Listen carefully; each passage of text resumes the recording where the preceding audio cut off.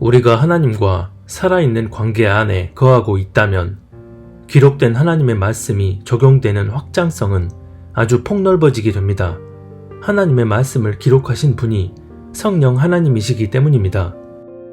그래서 우리가 성경의 저자이신 성령 하나님과의 실제 교통함 가운데 있다면 성경에 그대로 기록된 1차적인 의미를 넘어서 그 말씀이 구체적으로 우리 삶의 영적인 문제에 어떻게 적용되어질 수 있는지를 하나님께서 친히 열어주시고 조명해 주십니다. 성경 말씀을 수학 공식이라고 한번 가정해 보겠습니다. 수학 문제를 풀기 위해선 반드시 수학 공식을 알아야만 합니다. 공식을 알지 못하면 어떤 문제도 풀지 못합니다. 하지만 공식들을 달달 외우는 것만으로는 어려운 응용 문제를 푸는 건 불가능합니다. 어떤 응용 문제든 간에 공식을 알아야 풀 수 있지만 그 공식을 어떻게 적용해서 풀어내는가는 단순히 공식만 외운다고 해서 되는 게 아니라 평소에 어려운 문제들을 끊임없이 풀면서 문제가 풀리는 과정을 온전히 이해하고 답습하는 과정을 반복해야만 어떤 어려운 응용 문제라 하더라도 공식을 대입해서 풀어낼 수가 있는 것입니다. 마찬가지로 기록된 하나님의 말씀이 살아있는 말씀으로 풀어지고 적용되기 위해선 성경의 저자이신 성령님과의 끊임없는 교제 속에 그분의 인도함을 받아야만 가능합니다. 이렇게 될 때 기록된 하나님의 말씀들이 어떻게 구체적이고 유기적으로 적용되고 풀어지는지를 깨달아 알게 됩니다. 단순히 공식만 달달 외우면 그대로 대입해서 풀리는 기초 문제밖에 못 풀기 때문입니다. 하지만 스스로 공식만이 진리기 때문에 공식만 잘 외우고 있으면 다 돼 라는 단편적 사고에 사로잡힌 상태라면 공식만 외워선 풀 수 없는 어려운 응용 문제를 마주했을 때 스스로의 상태를 자각하진 못하고 문제 자체가 잘못됐다고 하며 여전히 공식만 알면 끝이란 생각을 고집합니다. 이게 과연 정상적인 모습이라고 할 수 있을까요? 개인적으로 말씀을 강조하는 분들 가운데 1차적으로 기록된 구절 그대로가 아니면 다 거짓이라는 이상한 프레임에 사로잡힌 분들을 많이 봅니다. 지금껏 휴거와 배도에 관해 많은 메시지를 전했는데 이와 관련해서도 그런 종교적 프레임에 사로잡힌 분들로부터 적지 않은 태클을 받았습니다.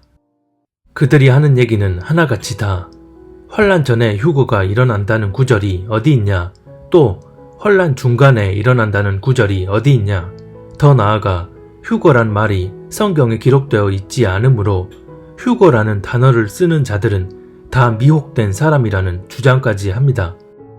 또 교회적 차원의 배도에 관해서는 구약 때 일어난 일을 기록한 구절들을 지금 십자가 복음 안에 거하는 우리에게 적용하는 게 말이 되냐고 하고, 우리는 각자 하나님과 1대1의 관계인데 교회 공동체에 속해 있다고 배도의 영적 흐름이 어쩌고 저쩌고 하는 건 말도 안 되는 주장이라고 하면서 시간과 시대를 초월하여 역사하시는 하나님의 말씀을 스스로 제한시켜 버리고 기록된 말씀만이 진리라는 교리적 기준으로 자기 주장만 합리화합니다.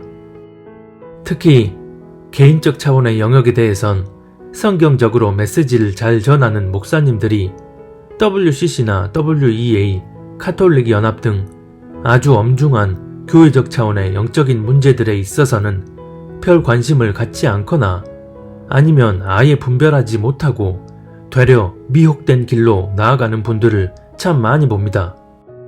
죄와 심판, 회개, 십자가 보혈의 능력, 심지어 좁은 문, 좁은 길을 걸어가야 한다는 등 개인적 차원의 영역에선 성경적으로 바른 시대적인 메시지를 전하지만 깊은 분별이 필요한 영적인 문제들에 대해선 안타깝게도 하나님의 말씀을 시대적 상황에 맞게 적용할 수 있는 지혜가 없으니 분별하지 못하고 싸그리 미혹되어 버립니다. 베드로 후서 3장 15절에 보면 형제 바울도 받은 지혜대로 성경을 기록했다고 말씀합니다. 그리고 뒤이어 18절에 이렇게 말씀합니다. 오직 우리 주 곧 구주 예수 그리스도의 은혜와 그를 아는 지식에서 자라가라. 은혜와 지식은 함께 갑니다. 위로부터 부어지는 은혜가 있어야만 하나님의 섭리를 깨닫는 지식에 이를 수 있습니다. 하지만 이런 은혜가 없는 지식이라면 교리적 차원의 지식에 머물게 됩니다. 반드시 위로부터 부어지는 은혜로 인한 지식이라야 때에 맞는 하나님의 섭리를 분별할 수 있습니다. 디모데후서 3장 16절 말씀처럼 성령 하나님께서 사람을 도구 삼아 하나님의 말씀인 성경을 지필한 것이기 때문에 성경의 저자이신 성령님의 조명이 있을 때에 성경을 통해서 그 섭리를 풀어낼 수 있는 것입니다. 잠언 1장 7절과 9장 10절에 보면 여호와를 경외하는 것이 지식의 근본이라고 말씀합니다. 성령님의 지혜가 부어질 수 있는 조건은 여호와를 경외하는 중심이 바로 서 있을 때 성령의 조명하심이 임하여 그리스도를 아는 지식에 이를 수 있습니다. 하지만 성령님의 조명을 받을 수 있는 중심이 전제되어 있지 않다면 자신의 종교적 누룩이 올무가 되어 하나님의 섭리를 깨달을 수도 없고 인도함을 받을 수도 없기 때문에 사람의 미혹에 쉽게 걸려들게 되고 결국 교리적 지식만 쌓이게 됩니다. 그래서 말씀에 기록된 1차적 의미만으로 풀 수 없는 시대적 차원의 영적인 문제라면 반드시 기록된 성경 말씀을 기반으로 한 성령의 인도하심이 전제되어야 합니다. 이렇게 되면 신구약을 막론하고 곳곳에 기록된 하나님의 말씀들이 시대를 초월하는 살아있는 말씀이 되어 유기적으로 조합되고 풀어지게 되는 것입니다. 특별히 배도와 관련하여 기록된 말씀이 어떻게 풀어지고 적용되는지에 대해 오른쪽 상단의 추천 영상을 꼭 보시기 바랍니다. 앞서 언급한 개인적 차원의 영적인 문제의 경우는 대부분 기록된 말씀의 1차적 의미 그대로를 알고 있으면 어렵지 않게 풀 수 있는 기초 문제들과 같습니다.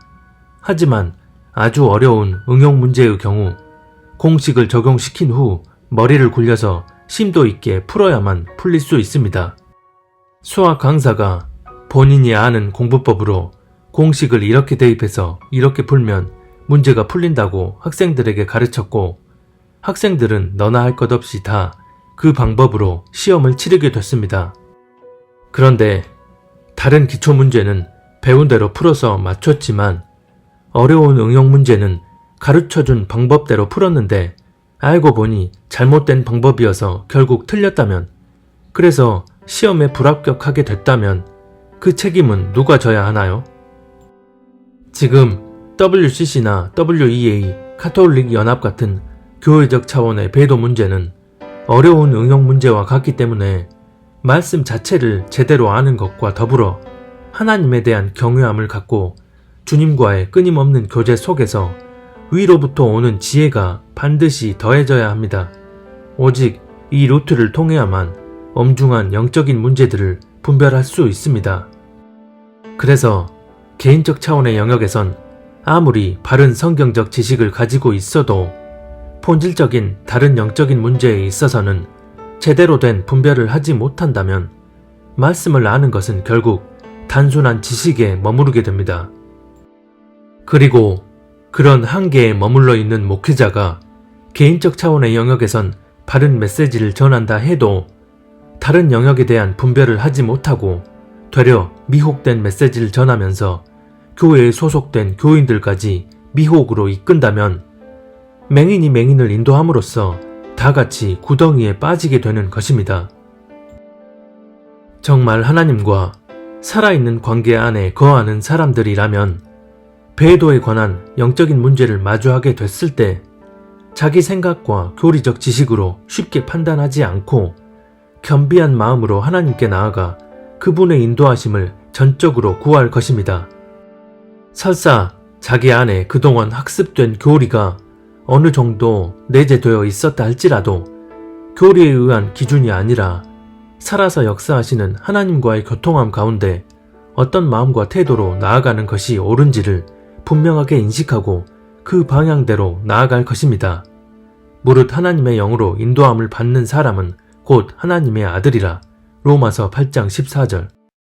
허나 대부분은 그저 자기 안에 뿌리 박힌 교리에 의해 공식을 대입해서 그냥 풀리지 않으면 문제 자체가 잘못됐다는 결론을 내려버립니다. 아, 이건 공식만 외워선 풀리지 않는 문제구나 라는 기본적인 인식 자체도 하나님과 살아있는 관계 안에서 그분을 경외하고 자신을 돌아보는 겸비함이 있어야만 가능합니다.